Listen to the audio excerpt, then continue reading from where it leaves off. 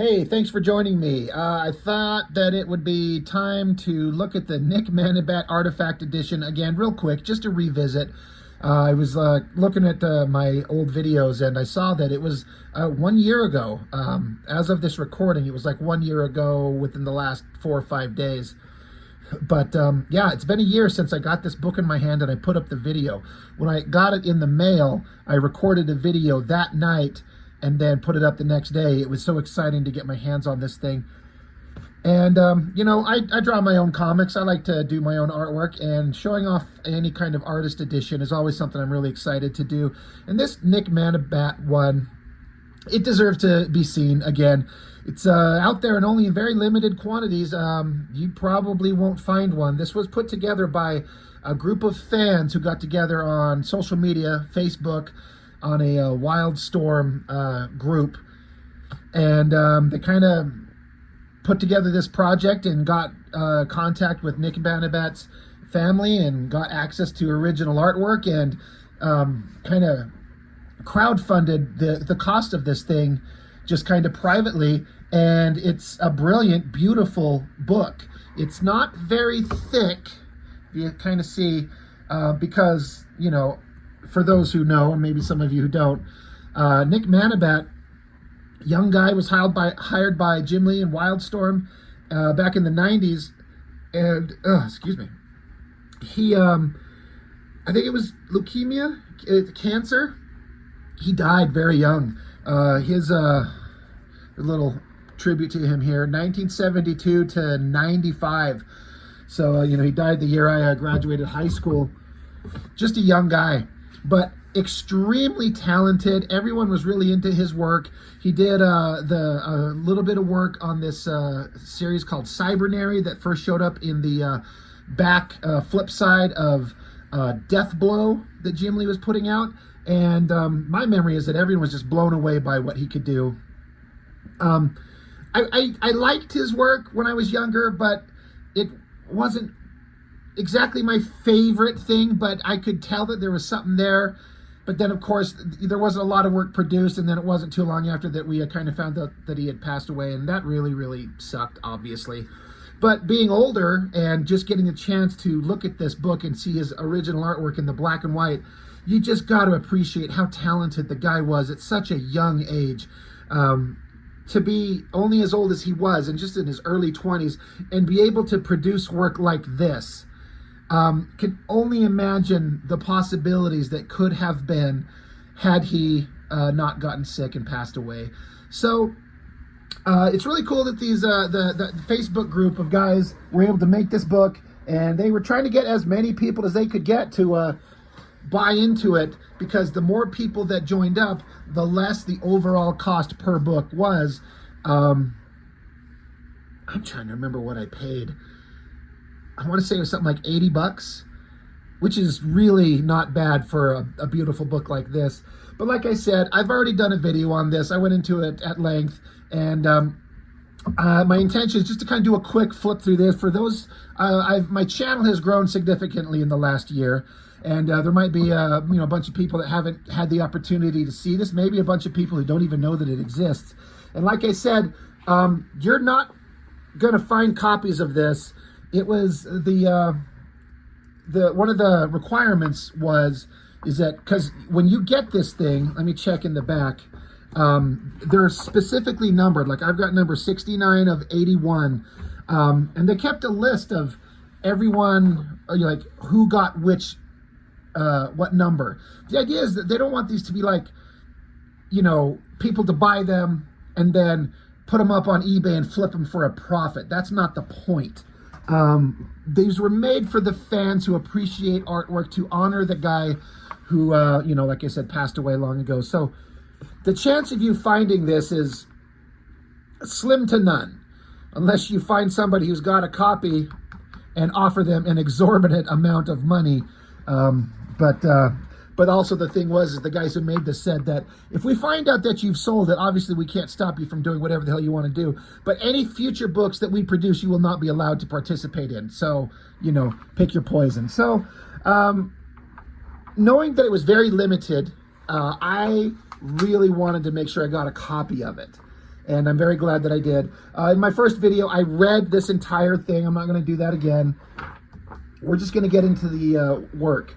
So there's pages for Cybernary, then pinups and cards, a sketchbook, which might be my favorite thing, just to see the random pencil work that he did. Sketchbooks are always fun to see unfinished, like, thoughts on paper that are just kind of, sketches tend to have an energy and a life that finished artwork sometimes doesn't have the same kind of feel. So sketchbooks are fun. We'll check those out. But for those of you who were there at the time in the, what is it, 92 or 93, whatever it was, when that issue of Deathblow come out, and on the flip side was this Cybernary comic, these pages might look really familiar to you. I know they certainly, you know, I'm instantly like recognizing the work. When I talked about this in the first video, I pointed out, I think at length, how I had a copy of the book, I think, with me, the actual comic book, and I was looking inside it, and the coloring, I think, did a major disservice to his work. There's so much detail in this stuff that was hidden by the dark coloring, and it's kind of hard to say, because you'll see in here there are the copies of the color guides is the word I'm looking for. For example, like right here, that's a color guide to the front page we just looked at, but the comic book version is printed and it's much darker. Like a lot of the detail is just lost, and I wonder if they didn't know quite how it would print. Sometimes you don't know what a thing's going to look like until you physically print it and are holding it in your hand, because what you see on your computer screen once it's colored is going to look different than what's printed on paper. That's just a guess on my part. I don't know. But these color color guides, where somebody comes in and colors them by hand with whatever kind of markers or whatever it is, and then they put it into a computer and somehow enhance it and do color separations. But these things are brighter and easier to see. They look a lot better than the actual physical comic book. But yeah, the concept of this story, Cybernary, I guess I'm not too concerned about what it is. We're just here to look at the artwork. But futuristic horror, cyberpunk kind of, I guess that's the closest I can think. It doesn't necessarily grab my attention in general, but done right, I'm certainly interested. With great artwork, you'll always get my attention. But Manabat, the attention to detail, like look at all these like straps and spike studs on his arm here, this backpack of whatever the hell that is, this weird monster on the ground. The attention to detail that he puts in these things just blew us all away. And like I said, getting to see it in black and white, it's just so vibrant and interesting. Like just this little bottom corner panel, this guy with his hand pointing forwards towards us, that face, that gun, it's so great. I never did really like read at length the story. I think Cybernary went into a regular series drawn by somebody else who was of significantly less artistic skill and didn't interest me at all. So I couldn't tell you anything about who this girl is, besides that she's awesome looking, you know, in standard traditional awesome comic book style of the 90s especially. She shows a lot of skin, so she's sexy as hell. Cybernetic arm, big like ram horn headdress, giant hair. Looks really great. But I'm just, like I said, I wonder what that special it factor is with certain artists that are so good, so young. I like to draw. I've talked about this on a bunch of my live streams and some of my videos, but you know, I do my own comic art, and I kind of got into it later in life than most artists that I know. Most people that I know that draw, and I know them personally, and then most interviews from artists that I see, they talk about that they had drawing utensils in their hand as soon as they were old enough to hold, like from 3 or 4 years old, scribbling crayons on paper. They always loved to draw, and then they just kind of grew from there. Me, I didn't get into drawing until I was an early teenager, when I started really, I've been reading comics for several years, but I was not an artist. I couldn't draw. But then one day I just sat down and reproduced a couple images that I'd seen in some comics, and I was like, I think I can draw. So the point I'm getting at is that I was late to the game learning to draw, but still, to be this good in his early 20s, I mean, as soon as I learned that I could draw and I liked it, I was nonstop. I was drawing all the time. And I was never, I'm 48 now, and I still draw to this day, and I'm not a fraction as close as good as this guy is. So it's just weird how sometimes certain artists at a very young age, their brain is able to process this information and compose pages, understand anatomy, make it dynamic and interesting. What is it? It's just like it's just that natural God-given talent or skill or whatever you want to think of it that a person has, that where they're so good so young. Like a lot of people refer to Joe Madureira. He was like, I think it was 16 or 17 being an intern for Marvel, and then 18 he's drawing comics professionally. It's both inspiring and kind of frustrating at the same time when there are guys who are so good so young. And it just, like I've said, it'd been so neat to know what he could have turned into if he had not passed away. But just looking at this stuff, it's just so inspiring. A lot of white paint splatter effects going on. It's fun to do. I've done that a bunch of times on a lot of pages. And there's just something about getting a white paint splatter, if you use it in the right way in right places, it really adds such an awesome effect. This is one of those panels that always stuck out with me. This underlighting on this guy's face and this ridiculously awesome gun. I mean, eat shit, Rob Liefeld, and your giant bullshit guns. Look at this thing. That is amazing. That is so good. And of course, with the hot, babe character with a lot of skin showing, we're going to take that opportunity to show her body with all the curves on her hips and her ass, especially that right there. Great shot. Good anatomy, too. It's like comic booky perfect, but it's not so far out of the realm of believability that it makes us kind of stop and go, well, that's hyper over-exaggerated and over-sexualized. It's like, in my opinion, it gets a balance of super attractive female figure, but believable enough to not be kind of like almost embarrassing. Love how her horns are just this big pronounced thing. The three-dimensionality of it with the horns, how they go up and curve back and then curve back up again at the point. I like her hair flipped out to the side that way. It's just a great shot. I love that. And the way that she's attacking this guy here, looks like maybe she's sliced with her sword. I'm guessing that's why his throat's cut. Great shot. Great composition there. Just so freaking neat. It gets in there with some really fine rendering. It almost becomes like a gray tone on these faces. Looks really good. Great explosion in the background there. I like these shadowy figures that come up out of the ground, because the girl, she gets knocked out as she bounces, and these like underground dweller creatures, whatever, these just, it's almost silhouette with just a glinting of like highlight to kind of give them some definition. Really neat. So that was the end of the first kind of short story of Cybernary.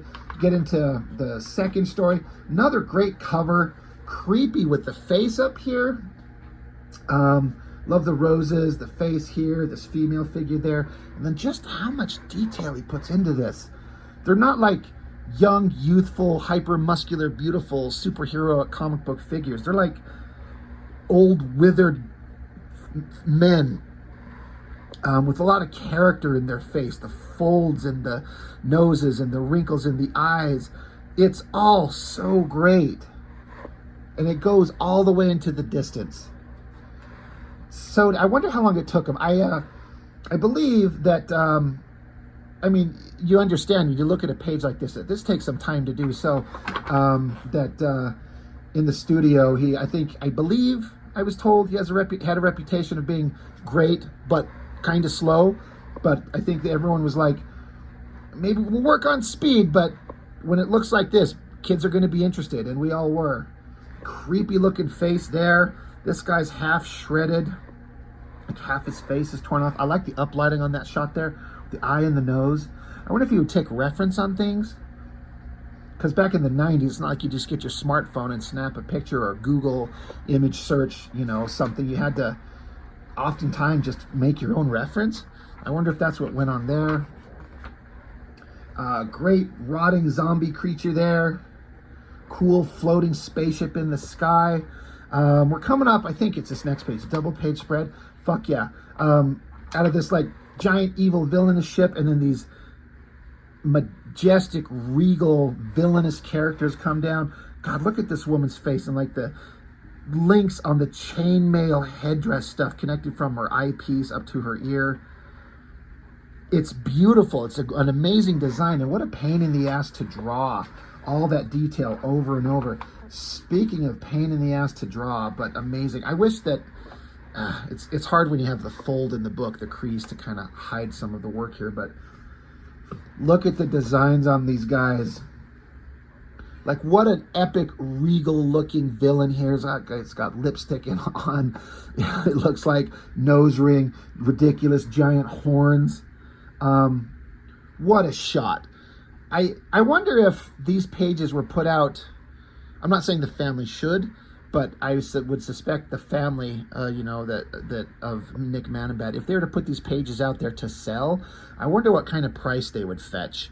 If there's enough of an audience still out there that would really want these. I know pretty much everyone I run into that I know kind of online that's a comic maker and an artist and are roughly around my age. Everyone remembers this guy and everyone's just like loving his work. I wonder if there's enough people out there that would like want to buy his work and what kind of price it would fetch. That would be a hell of a spread to own and have it on your wall.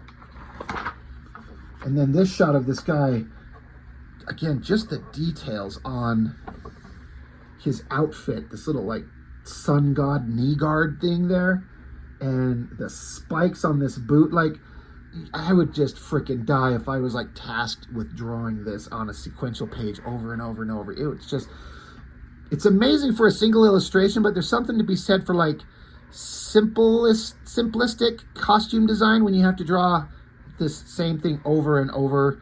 It helps you get through pages quicker. There's a reason why some of the best costumes on characters are kind of streamlined and simple as opposed to this, because it's a lot easier to draw. You can get the monthly schedule down. Great face there. That one down there. In the shot, the evil bad guys got some scientific gear, and I guess they captured her. Looking great. Another cover. These shadowy figures look great in the background. I like these shadowy figures here in the distance. The lighting on these faces is great. Bumping my phone here, Jesus Christ.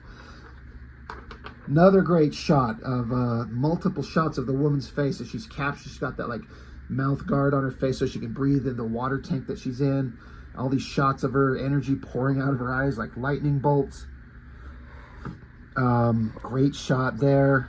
I'm just saying, it's just great shot there. Look at all this amazing art. Look at the lighting. Look at the textures. Look at that screamy face, the bug eyes, the open mouth, and the tongue. This shot of the eyes coming down, cascading with the hair. Interesting panel design. Like, they gave him a lot of freedom to do some wild shit, and I think that's great. That's really cool.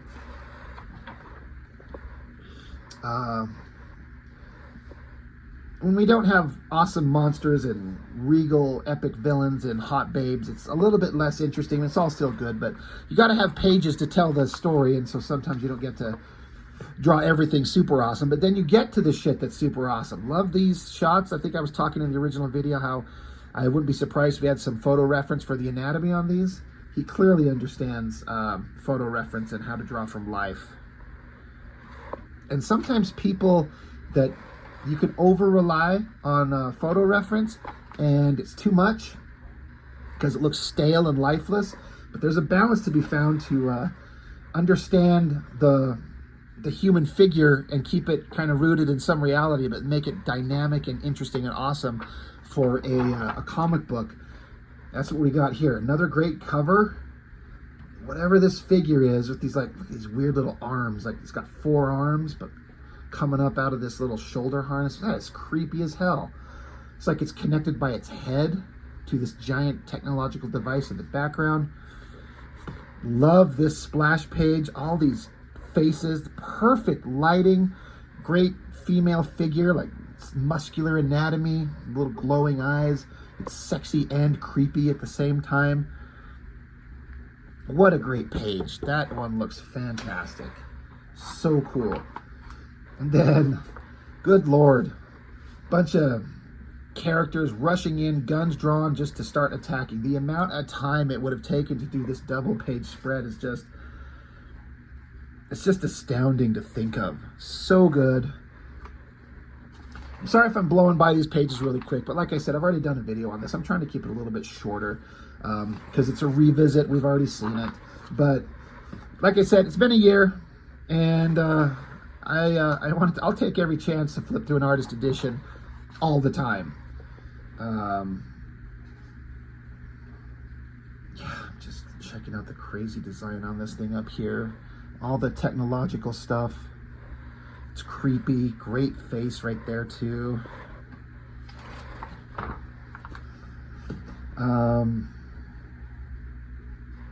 He loves these shots of these close-up of these eyes and the nose. There's been several shots like that. He's really good at that.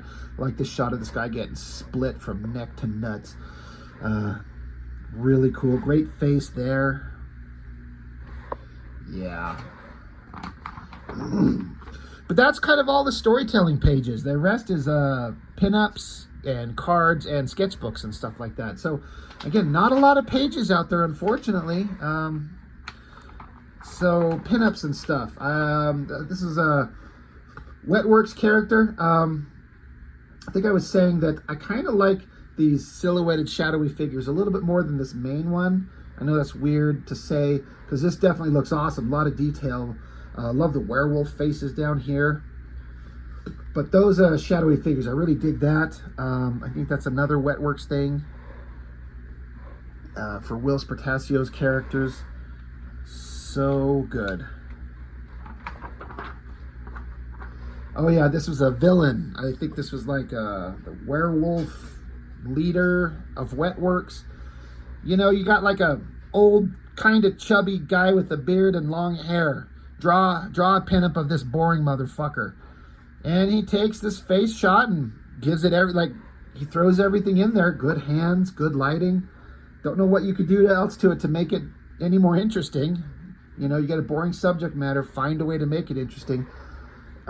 Great designs again. Another one of these like knee guard things with the skull and these spikes and the winged helmet kind of design.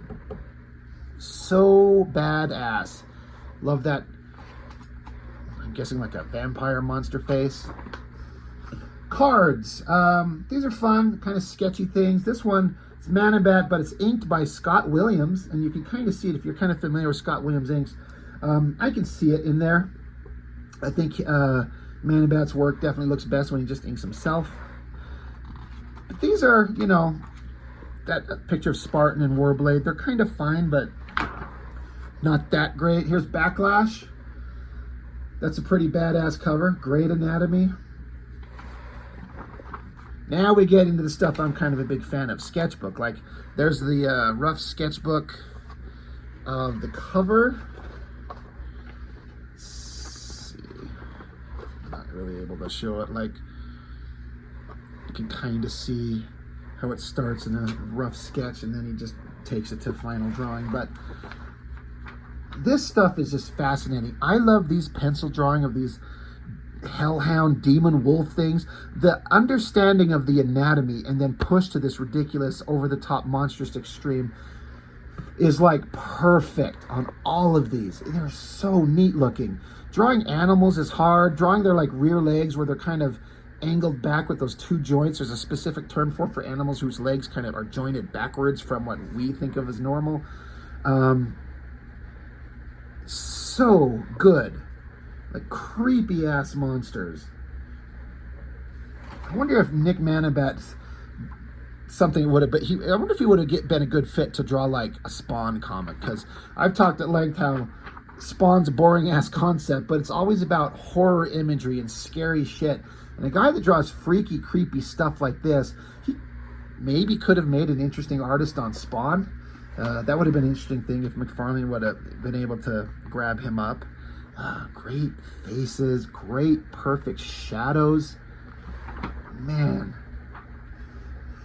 And he really liked doing these like vampire things. Yeah, whatever they are. And werewolf. I think it was all for Wetworks stuff, because Wetworks, we all thought it was going to be one thing, but it ended up being like ancient vampires fighting ancient werewolves, plus the soldiers with the golden outfits on. That just, it didn't work. But I wonder if this was like in preparation to draw something for like a Wetworks thing with the werewolves and the vampires and stuff like that. That would have been amazing. Some Frazetta homages there. Rough sketches of, looks like pinups and comic pages.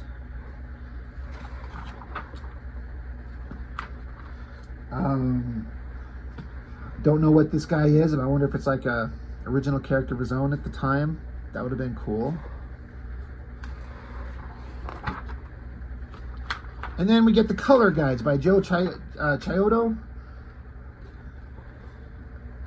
Good colors. I mean, I don't know anything about color and what works and what doesn't, but who am I to judge? It looks good to me. There's that awesome shot I was talking about with her figure there. That looks really nice. Love that pinup.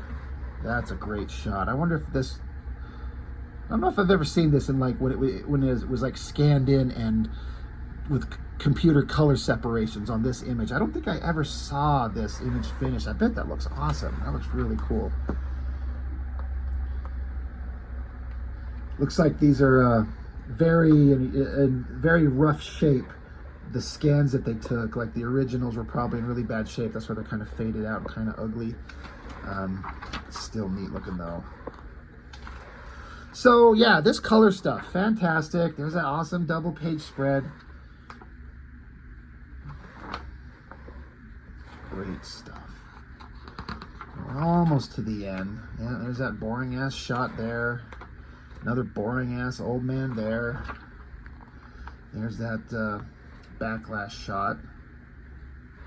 And then they got a guy, Mason. I follow this guy on Instagram. He does a lot of recoloring of old comic pages that he likes, and he gets some professional work out of it, and he's really damn good. He colored up these things. Those are pretty slick. And then there's some pictures of the guy himself, and then a scan of the letter that was sent to him from Homage Studios, signed with Will Spertasio, Jim Lee, and Scott Williams, basically saying, hey, Mr. Manabat, in the Philippines, we looked at your portfolio. It shows enormous potential.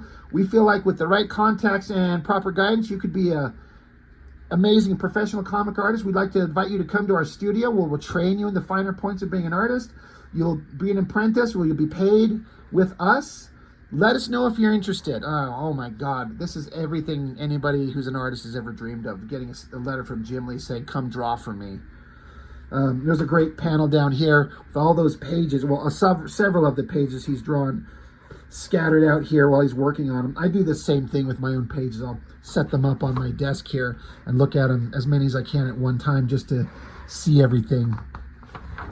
But that's basically it. A little more sketchbook stuff in the back, just kind of help fill up page space, and that's it. So I'm always happy to look through this thing in any artist edition, but this one, like I said, I just saw it had been 1 year ago, so why not?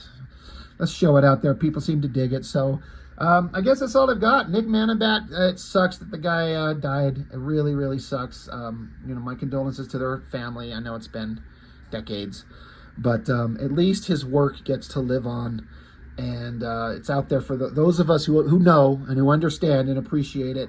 You know, it's out there, and these books will exist forever. You know, there's not a lot of them, but they do exist out there, so his work gets to live on in a little way. So I guess that's all I've got for now. Thank you so much for watching, and I will see you on the next one.